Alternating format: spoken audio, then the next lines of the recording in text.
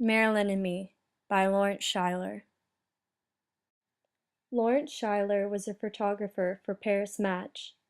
He was 23 when he got the job to photograph Marilyn Monroe in Let's Make Love. Marilyn Monroe was a huge actor in the 20th century. She was 33 when she met Schuyler on the set of Let's Make Love. When I pulled into the 20th Century Fox studio parking lot in Los Angeles in my station wagon in April 1960, I kept telling myself that this was just another assignment, just another pretty girl that I was going to photograph. After meeting Monroe and becoming acquainted with her, he figured out that she had troubles with keeping husbands, she was abused by her mentally unstable mom when she was younger, and she was being underpaid by Fox Studios. I had to read that For Gentlemen Prefer Blondes, which she'd made in 1953. Jane Russell was paid $200,000 while Marilyn, the blonde, referred to in the title of the movie, earned all of $1,250 per week, about $15,000 for the entire picture. Later, I would learn that her childhood was fraught with misery, that she claimed to have been abused as a child. Because of being underpaid by the studios, Marilyn ran on her own schedule. She felt that she was making a point that they needed her by showing up late to filming days. Everyone on the set seemed relieved now that Marilyn finally appeared when the cause of all their anxiety walked in front of the camera, smiling at everyone, making no apologies. Everything was forgiven. Marilyn was all business when the camera started rolling. It took her hours and hours to get herself psyched up to do each scene, but when she was ready to be the character her role demanded, there was no denying her power. At the end of Let's Make Love, Marilyn's career started to dwindle slowly, but Schuyler started to boom. I had gotten my big break when Paris Match assigned me to cover the final weeks of Richard Nixon's presidential campaign in October and November 1960. It wasn't long before my wife and I moved into a larger apartment, and I was driving a Mercedes 220.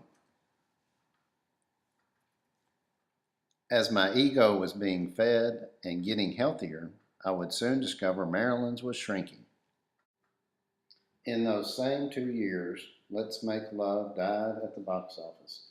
The press reported that Marilyn had suffered a third miscarriage, and her next picture, The Misfits, with the dream cast of Clark Gable, Montgomery Clift, and Eli Wallach, fell apart when John Huston, who directed it, was at a loss trying to get Marilyn to work on time. Against her will, she spent 3 days in a locked and padded room at the Payne Whitney Psychiatric Clinic in New York. After being rescued from there by Joe DiMaggio, she had gallstone surgery. With me, Marilyn seemed so tough and determined, and yet she needed so much medical care. On Sunday morning, Billy Woodfield called me at the hotel before 7 o'clock a.m. Marilyn's dead, he said.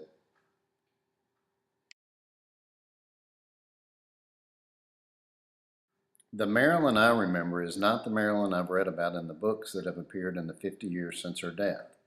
I wasn't a party to her reliance on barbiturates. I couldn't swear to any of her alleged affairs. I did see Bobby Kennedy at her house, but I didn't see him in her bedroom. I overheard some of her heated comments about studio executives, but I never saw the violent rages that were later reported. I saw her complexity and her kindness. She was extremely giving when it came to posing for pictures, and she was also a good listener. On movie sets and elsewhere, she may have taken advantage of her position as a temperamental movie star, but it didn't always work in her favor. She wished to be taken more seriously than she was. Lawrence Schuyler began his career as a photojournalist for Life, Newsweek, and Paris Match, among other periodicals, photographing some of the most iconic figures of the 1960s. He is the author of 4 New York Times best-selling books, including American Tragedy, and his collaborations include The Executioner's Song, Norman Mailer's Pulitzer Prize-winning book.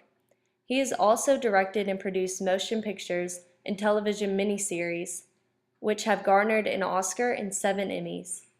Schuyler has been a consultant to NBC News and has written for The New Yorker, The Daily Beast, and other publications.